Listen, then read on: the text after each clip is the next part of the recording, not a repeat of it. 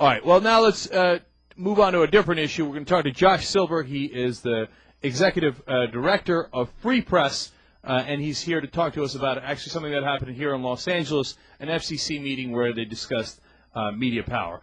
Josh, welcome to the Young Turks. Good morning. All right, Josh, let us know what was happening here at the FCC meeting.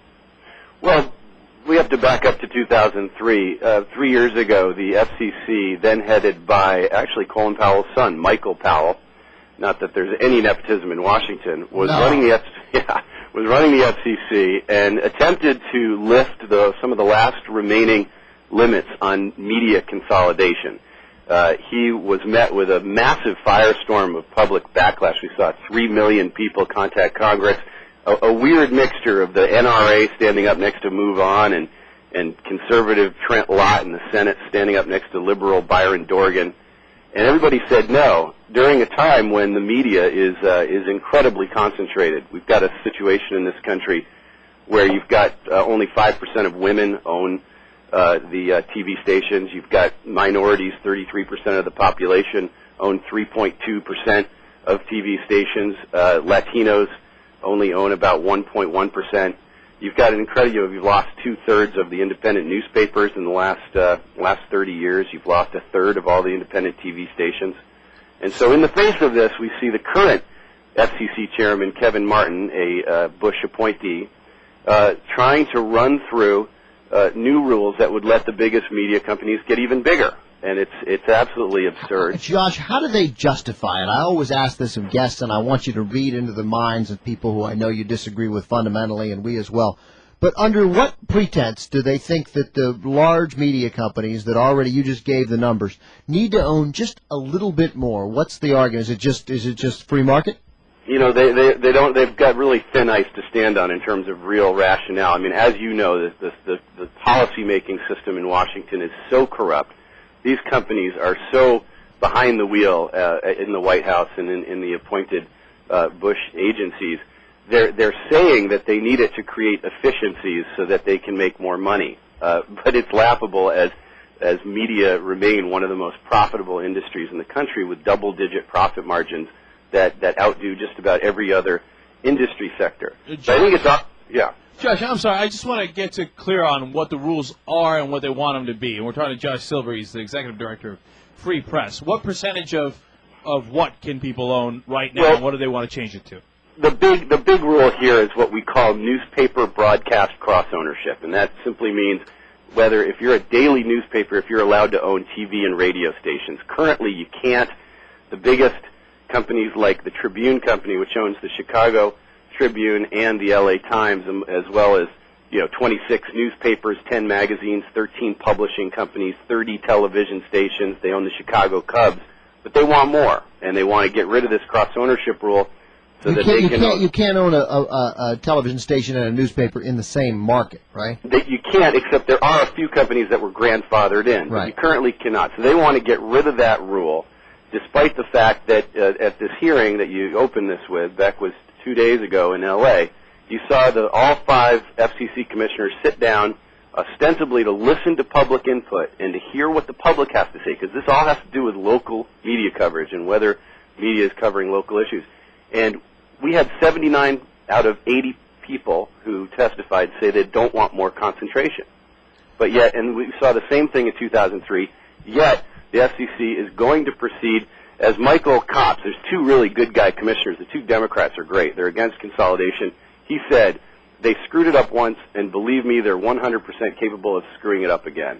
So, Josh, the problem here is that, for example, in radio and what we work in, if you have more consolidation, you piss off one person or 2 people, and that might knock out 90% of the radio stations, and then independent or dissenting voices can't get on because they're not owned by a variety of people. They're owned by only a few set of people. Is that roughly right?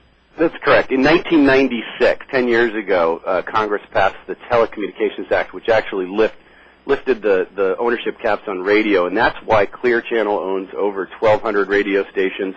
It's why you've seen massive consolidation in that industry. But I think it's important to back up. It was actually on your show that one of you guys aptly said, 43% of Americans still believe there's a link between Saddam Hussein and Al-Qaeda, and that all the editors of all the major newspapers should be fired. I agree with that. But one thing that's important is even if they were replaced with new editors, the system would still be broken and they would still fail because the very nature of media consolidation creates profits as the only thing that matters.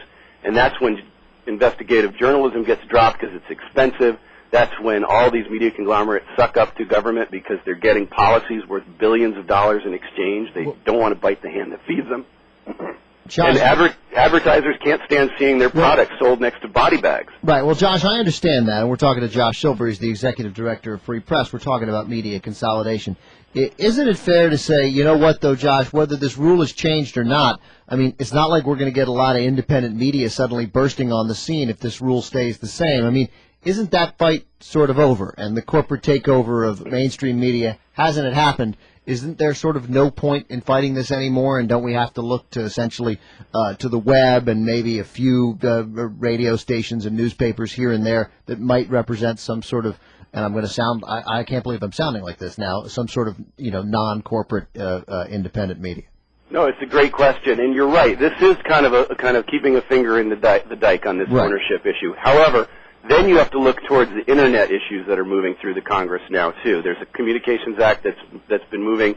A lot of people may have heard about net neutrality, and that answers your question. Yeah. Soon, all TV, radio, phone service, and of course web service will all be delivered through the internet. And right now, the telephone and cable companies are making a full grab in Washington to privatize the internet and to allow them to create tiered service so that you have to pay to play. If you want to put content up on the web, you actually have to pay them millions of dollars to ensure that it goes fast.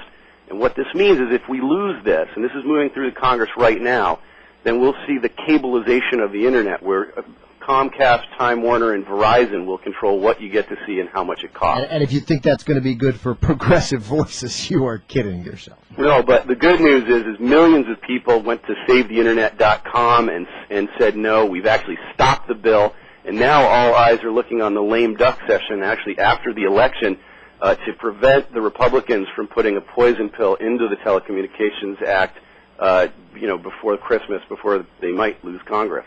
I hear you. All right. Well, thank you for shedding light on this, Josh, and we really appreciate it. And I want to put a point of emphasis before we go. The media is not like other industries. They're not putting together pipes or cars or refrigerators.